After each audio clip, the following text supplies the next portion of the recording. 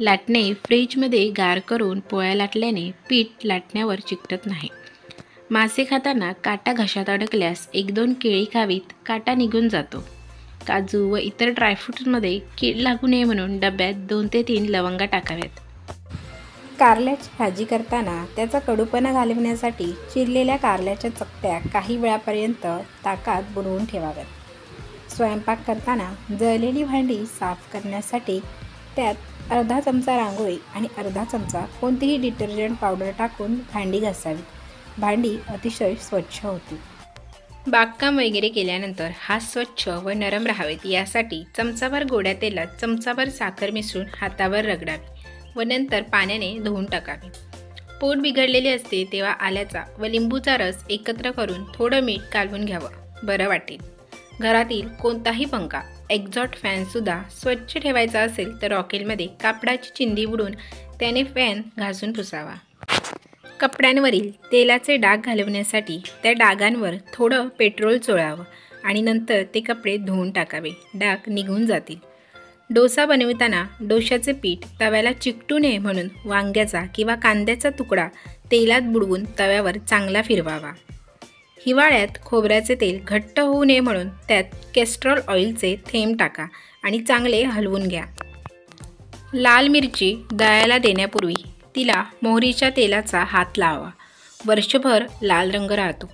वर्षभराचे तिखट, मसाला, हळद यांना कीड लागू नये म्हणून त्यात हिंग टाकून ठेवावा. पुरण शिजवताना डाळीबरोबर 1 मूठभर तांदूळ घालावे, म्हणजे पुरण चांगले घट्ट होते. पुरणाची, गुळाची किंवा सांज्याची, खव्याची पोळी करताना कणकेत किंचित सोडा घालावा, पोळ्या हलक्या होतात. शिरा करताना रवा निम्मा भाजल्यानंतर ओल्या नारळाचा चव घालून पुन्हा भाजावा व नंतर नेहमीसारखा शिरा करावा, अधिक जास्त चवदार होतो. पुरण शिजवताना हरभऱ्याच्या डाळीतच चमचाभर तूर डाळ टाकली की पुरण चांगले शिजते व आमटीला कटही चांगला येतो. मेथी न भिजवता मेथीचे लाडू करायचे असल्यास मेथी चांगली भाजून घ्यायची आणि त्यानंतर त्याची पावडर करून रव्याबरोबर त्याचे लाडू करावेत. मेंदू वडे करताना वड्याचे पीठ पातळ झाल्यास त्यात बारीक रवा मिसळावा, वडे कुरकुरीत होतात.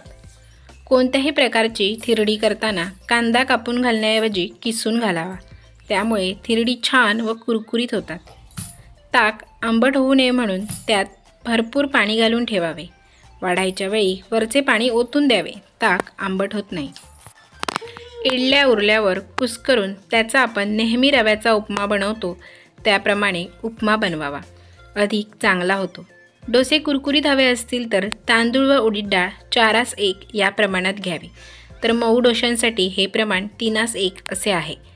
पुलाव, जिरा राईस किंवा मोकळा भात करायचा असल्यास कुकरमध्ये 1.5 पट पाणी घालून फक्त 2 शिट्ट्या कराव्यात, भात फडफडीत होतो.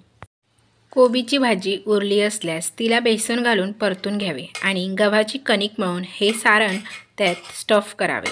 गरमागरम स्टफ्ड पराठे बनवून चटणी किंवा सॉसबरोबर खावे. दररोज एकसारखी आमटी खाऊन कंटाळा आला असेल तर त्यात 5-6 पालकाची पाने बारीक चिरून घालावी, आमटीला वेगळी चव येईल. कच्चे बटाटे नेहमी हवाशीर जागेवर साठवले पाहिजे. प्लॅस्टिकच्या पिशवीत बटाटे ठेवू नये. या व्यतिरिक्त फ्रीजमध्येही बटाटे ठेवणे अगदीच अयोग्य आहे. बटाट्यांना कांद्याबरोबर ठेवू नये, ते लवकर खराब होतात. कांदे साठवण्यासाठी कोरडी आणि अंधारी जागा योग्य ठरते. भिंतीवरील कपाटात कांदे साठवणे सर्वात उत्तम. कांदे फ्रीजमध्ये ठेवू नये. कांद्यासारखेच लसूण अंधारी कोठरी आणि थंड जागी ठेवावे. फ्रीजमध्ये कधीही लसूण साठवू नये. बटाटे आणि लसूण एकत्र ठेवू नयेत. टोमॅटो फ्रीजमध्ये न ठेवता बास्केट किंवा काचेच्या भांड्यात हवेशीर जागेवर ठेवावे. फ्रीजमध्ये ठेवल्याने टोमॅटोचा स्वाद बिघडतो. साबुदाण्याची खिचडी करताना मिरच्यांचे तुकडे न घालता मिरचीचा ठेचा घालावा. यामुळे मिरचीचा तुकडा दाताखाली येण्याचा धोका कमी होतो. त्याचप्रमाणे खिचडीलाही एकसारखा तिखटपणा मिळतो. पालकाच्या भाजीत पुदिन्याची पानं घालून वरून लिंबू पिळल्यास स्वाद अधिक जास्त वाढतो. बुंदीचे लाडू उरल्यास दूध घालून त्याची खीर करावी. ही खीर चवीला छान लागते. कोणतेही पीठ चाळताना चाळणीत छोटीशी वाटी ठेवावी. पीठ लवकर चाळले जाते. आले स्वच्छ करून फ्रीजरमध्ये ठेवल्यास अधिक काळ टिकते. तसेच सहज चिरता व किसता देखील येते.